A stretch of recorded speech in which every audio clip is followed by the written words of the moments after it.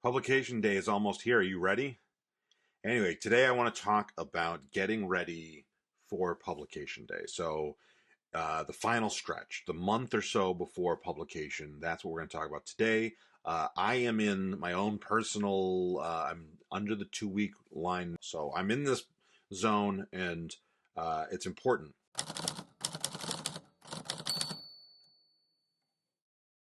So this probably seems like, oh, shouldn't I have this done already? And yeah, to some extent, you should definitely have this done already.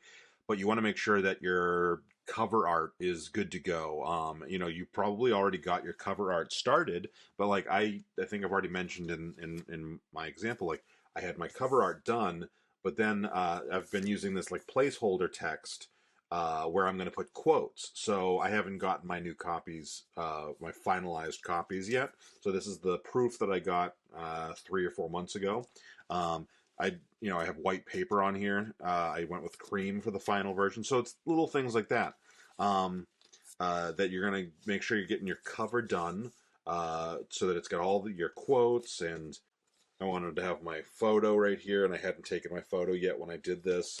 Those are the kind of things that you're going to be doing with your cover. And even if you're doing paperback or ebook, might be little things here or there that you want to finalize with your cover. All right. The next step is rechecking your book. This is, you've been sending the book out to readers, so whether, it's more of a beta reader job than a ARC reader, but whatever happens, if there's any formatting issues that somebody lets you know about, or, tiny little typos, those kind of things, it's not your last chance, but for your first print, for your first run, it's your last chance to fix those problems and make it as good as possible. And then lastly, for getting that, getting everything finalized and ready, is you want to make sure that your listings look right. So your Amazon, your Barnes and Noble, IndieBound, bookshop.org, any other place that you find, Kobo, whatever else you find with your book listed. You want to make sure that they have the right price and description, and in some cases you can go in and fill out like a about the author area, like Amazon allows you to do that. Although get ahead of that if you can, because verifying everything can be a little bit of a pain. So just make sure that all your presence on all those storefronts is how you want it, to the best of your ability. This is your last chance to do that before publication day.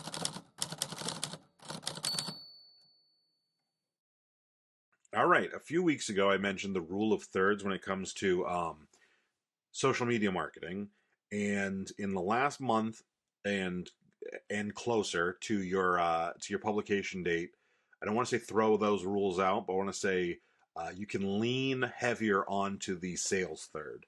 But what I would say in regards to that is, yeah, you can do that, but you should really like make sure that everything you're posting is entertaining or educational in addition to being kind of sales. So you don't want to be just saying buy my book now, but people are expecting you to be excited. This is a big deal in your life.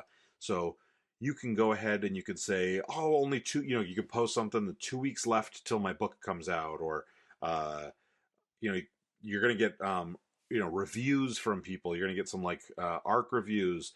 You can be sharing those as much every time they come out, and building up the hype that way. These are all good things. The ARC reviews, if you've planted those seeds enough, right now is the time where you're going to start to get probably the bulk of them, because a lot of times ARC reviewers want to get it all in right around publication date. So you're going to start getting a good amount of those coming in right now, and those are great. You can keep posting those, and maybe if somebody has a really great quote in their review that you like, you can message them and ask for permission, and then you can go ahead and you can take their quote and make a image with it, and post that on your own. So now you're not only having them post because they posted something on there about your book, but you're posting, quoting them, tag them in it, and they probably will share it.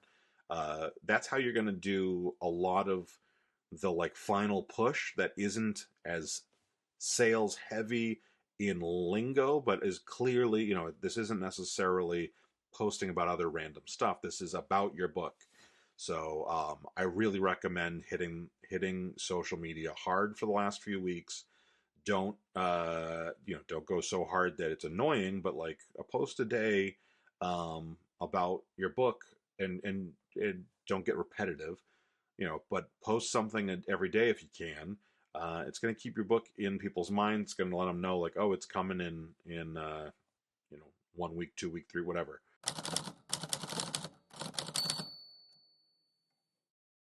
I'm going to start talking about something that is it's planting a seed for after publication date, but you should be doing it now. Planning events. So there's three different kinds of events that I think that I'm familiar with. As I learn more, I will add more in the future editions of this. But so book fairs, you've probably been to a Scholastic book fair when you were a kid, or you've gone to like a local Comic-Con where there's little booths that you can go get something signed, or you can buy an individual's comic books. That's what the book fairs I'm talking about here, and they're going to be great for you to meet a lot of people. Now, social media, you might put a post up that gives you 10,000 likes, but it's not going to necessarily connect you with people the way these events will. Book fairs are a great event to kind of be talking to people. So what do you need for a book fair? Well, you should obviously have some copies of your book. I'm doing 100 off the bat, with plans to buy more as after I've done the first event. You should have like candies, bookmarks, something to give away at your booth. Get a table, a tent, whatever the book fair individually requires. Get those kind of things together. But the big thing is with book fairs is that you want to be, signing up and getting scheduled for them so that you can be announcing it before your book comes out. So when you're saying, oh, my book comes out November 4th, I will be on November 8th at this event. I'll be at this event November 29th and this event December 6th. Those are, they're ways of getting people invested in what's happening with your book. And sometimes they'll want to read the book ahead of time to get you to, um, to be able to talk to you about it, or they'll want you to sign. They'll get a copy early because they want a signed copy. But like for example, the copies I'll be selling at the book fairs will be full price, but I'm selling books online cheaper ahead of time because there's a lot less shipping and stuff for me to get involved with when you're buying it online. The next event, and this one is, I think, a little more difficult to get your foot in, is readings. So from what I've heard, the best places to go are coffee shops and bookstores. Now, coffee shops, my book doesn't have a whole lot that I could read at a coffee shop. Bookstores are good, but bookstores will probably not want to schedule you till after your book is out so they can sell copies, right? So, but you can start scheduling it ahead of time and try to get yourself in there, because that again is another thing you can put on your like social media calendar to say I'm going to be at this Barnes and Noble or this local bookstore. I'm seeing from a lot of people that I follow kind of a mix of. I've seen a few people that are getting into some local Barnes and Nobles. I think that Barnes and Noble has probably they've realized that like they need to be somewhat the answer to Amazon, and that means small. So I think they're empowering local bookstores, local Barnes and Noble places to do more. So you'll see a lot of local stuff at those shops, but also, go down to like a local bookstore. A lot of times they are doing great stuff for authors. And obviously we want to support them, because I think that a lot of customers and a lot of readers trust them more. You could also do libraries. I don't know what that entails as far as getting a reading at a library, but it's an option. Yeah, and then the third event that you can go to This one, I'm gonna be a little. I don't have that much experience with it, and I think that there is a little bit of confusion in terminology here. So, festivals. I have seen book festivals that I think match what I would consider a book festival, similar to like a film festival, or if you're coming from corporate, a conference. So you've got a keynote speaker, you have some vendors or other little speakers or whatever, but it's not like a trade show. It's like a conference where you're having most people speak. There's potentially awards going on, similar to a film festival, things like that.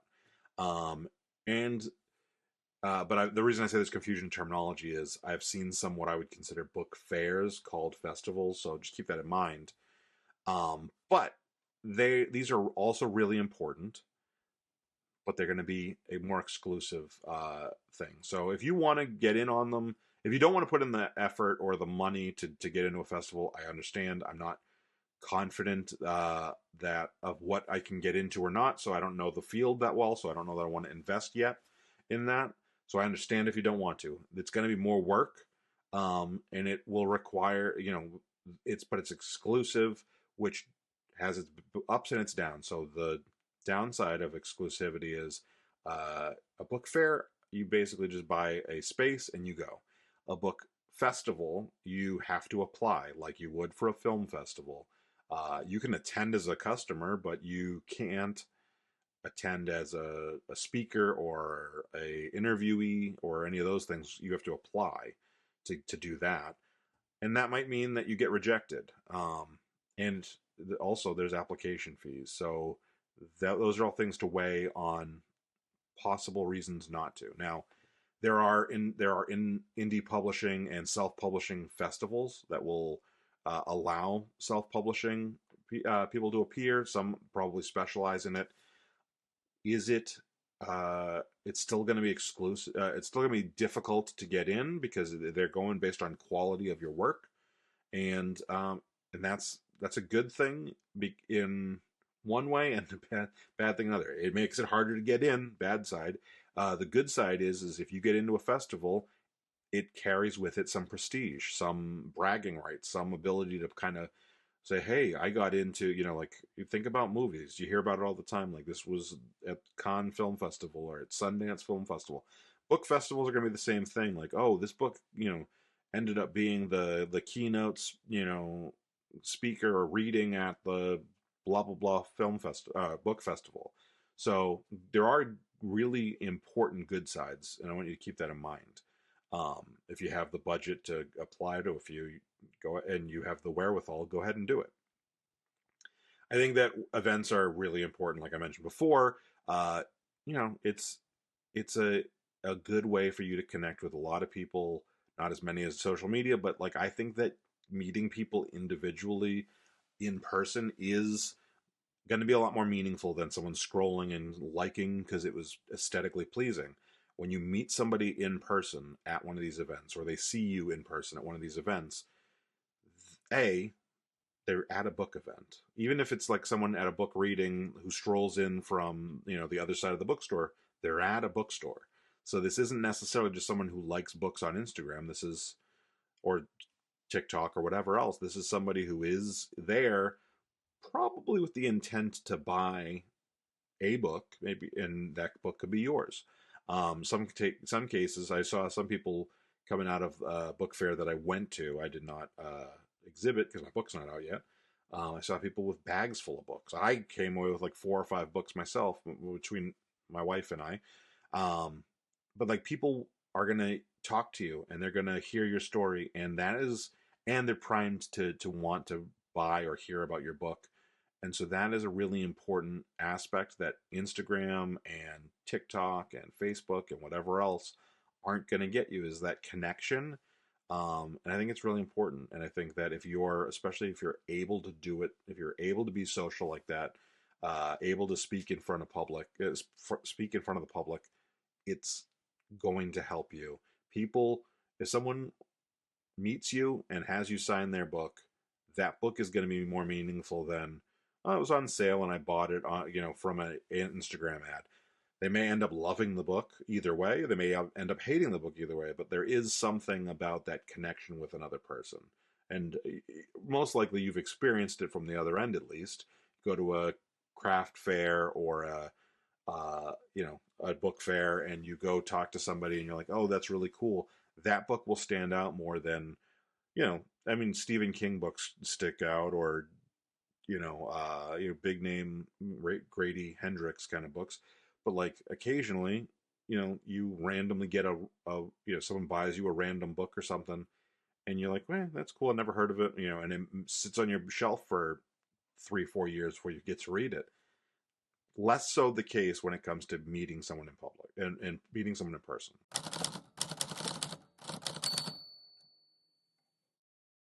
And that is so much easier said than done. But and it probably is counterintuitive too. You're probably saying, this is grind time, but you don't want to be over obsessed and burn out before publication day. So what I say is do the work you need to do. It's always important, to make sure everything's ready and make sure that you're primed and excited and stuff. But you don't want to burn out. So if that means going to the gym to get your mind off of it, or meditation, or investing time in a hobby that you've neglected through the last several months of prep, go do that. For me, it's writing. I got back into writing. I've kind of forced myself to start the next project, and that's actually what I want to talk to you next week about.